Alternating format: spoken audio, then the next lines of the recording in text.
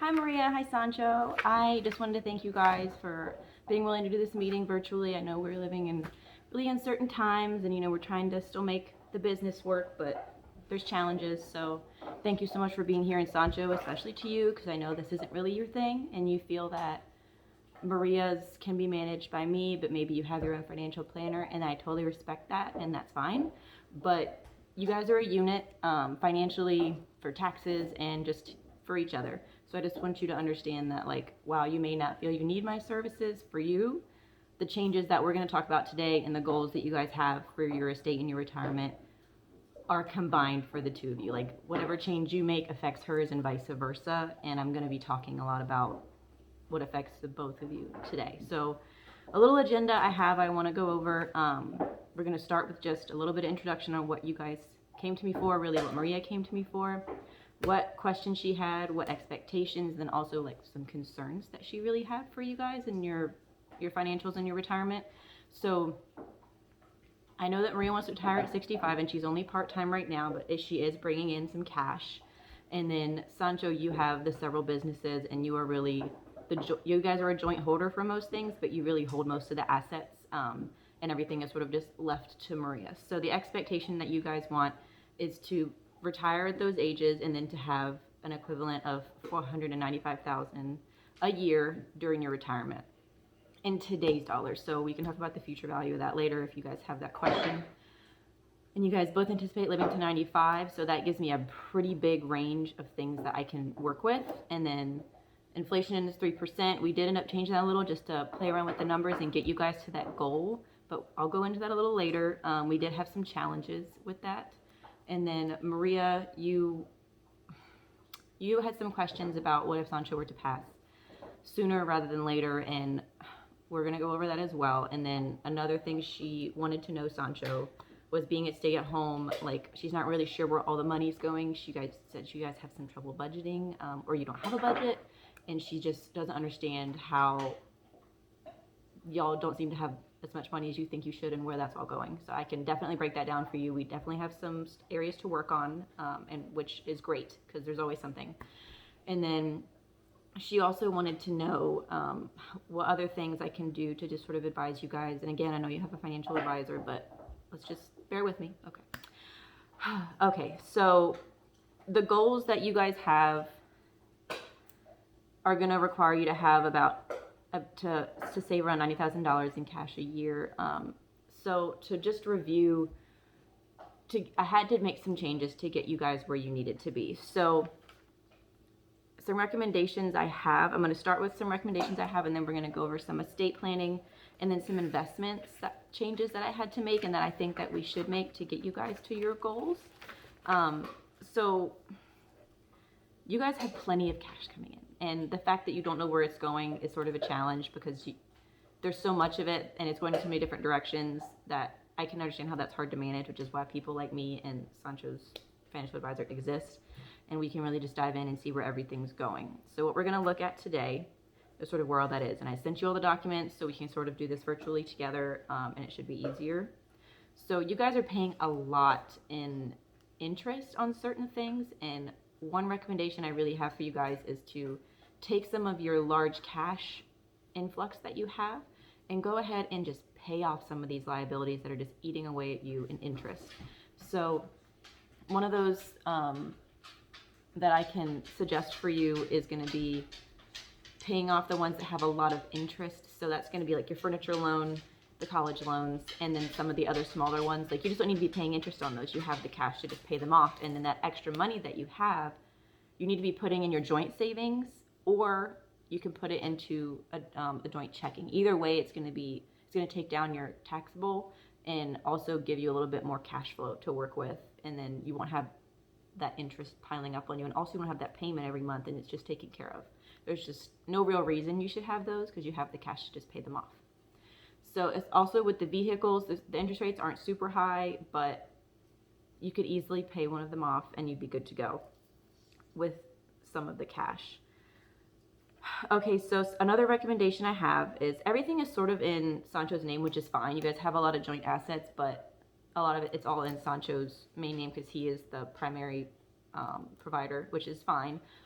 which tells me that having her as the beneficiary for all of it, as far as retirement goes, Maria doesn't necessarily need a lot of a separate retirement because she's going to be so well taken care of. So if something were to happen to Sancho, let's just go with this scenario that you asked me about. If something were to happen to Sancho, Maria, you are fine. Like 100%, he's got a couple of $1 million policies and everything is in survivorship to you. So if something were to happen, you would be completely taken care of. You'd actually probably need me to help you get rid of some things, if anything, because you're going to have so many different assets and you won't know what you have.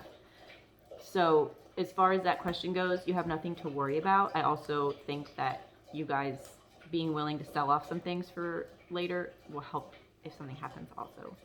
So you do have cash, but your interest is really high, so let's just pay some of them off, okay? And that'll leave us about $24,000 a year in extra expenses that you're not paying, and that can be diverted into another taxable account, like I said, like your joint savings, and then that's going to really help you guys tax-wise, because that's $24,000 almost. So your other concern about your budgeting, I really think we should sit down and work on that. Sancho, I know you may not be into this, but it is important. At the very least, you should review it with her after I create it. You guys really need to have a thorough budget plan.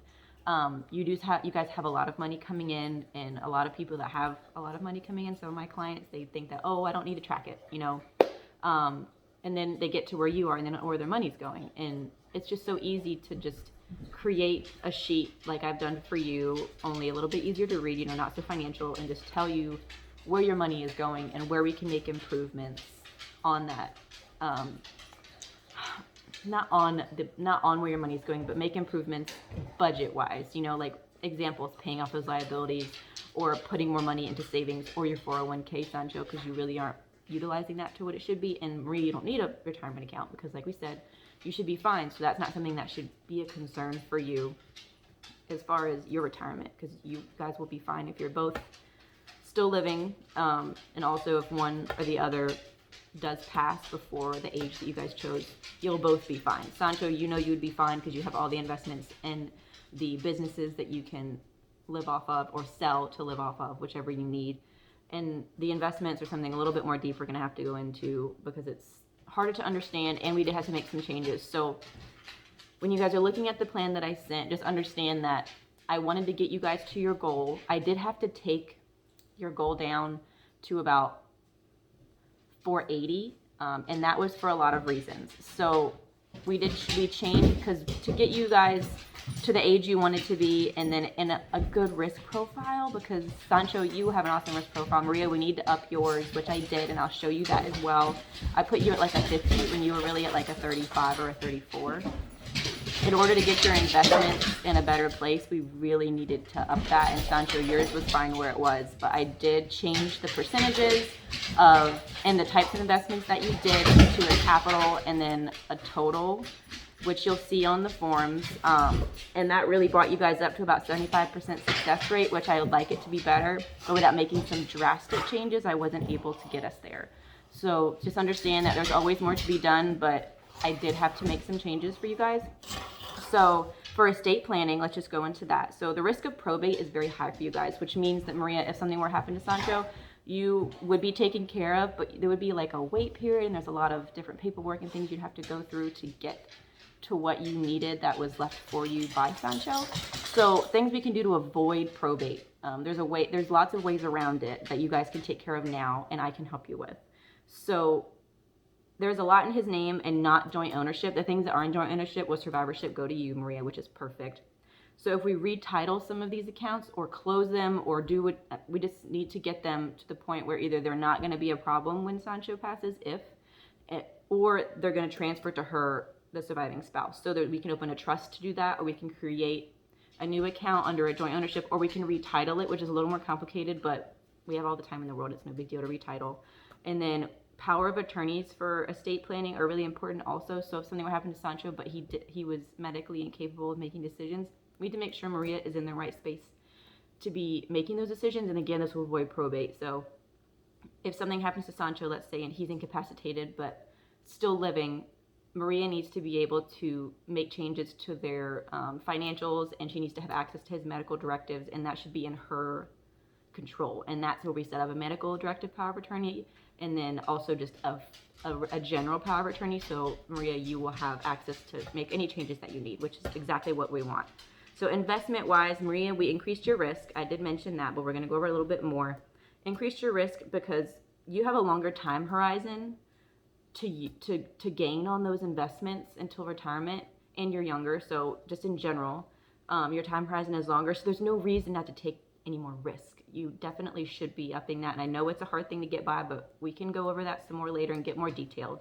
And then Sancho, you really need to put more into a 401k investment wise. So that's tax-free money, and you're only putting in 2%. And I really think you should be maxing it out, which is 12. And I know that sounds like a big jump, but trust me, it's going to save you money later in taxes, and it just adds more security for both of you later. And that's really what helped me get to the goal that you guys wanted, the 495. And I did have to cut it down a smidge, but it really helped me get there by doing it that way. And your cash flow is great. We just need to create that budget. So as far as when you guys retire, you guys were willing to sell the 2 businesses, but not really anything else, which we can go over later, because I don't necessarily going to think you're going to need all those assets. I don't think you'll get a lot of money for them maybe in 20 years, but also it's good to get them off of your plate budget-wise and investment-wise, because some of those aren't building you any money, such as the cars and the motorcycle and the boat.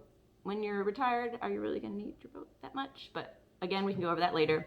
Your cash flow is perfect whether you're retired or not, okay? You have plenty of money, which is why I think we need to up your savings as well. I also put a lot more into your savings every year, about $200,000.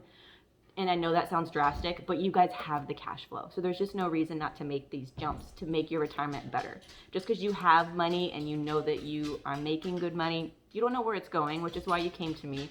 And I'm trying to explain that where it's going isn't just in the now. We need to be looking really towards the future. And that's what this plan is about. And the more we look at it, the more you'll understand that. And I really feel that you guys are going to understand it a lot more once you talk about it at home. And I know I've reviewed everything today and making big changes like municipal bonds for you, Maria, and all of these things. And you can see all that in the paperwork. But I really want you guys to understand how important it is to plan for the future, because you guys have a great now and you have all these investments, but your estate and your retirement are going to affect everything after a certain amount of time. So we really just need to make these changes now, or at least start to make them and get you guys on the right track. So let's set up another meeting next week, and I'll make a new agenda that goes a little bit more detailed into your investments for Maria. And Sancho, I can do that for you if you want. It's totally up to you. But I hope you guys have a really great day. And I really appreciate you doing this virtually. Again, thank you so much for your time, and have a wonderful weekend.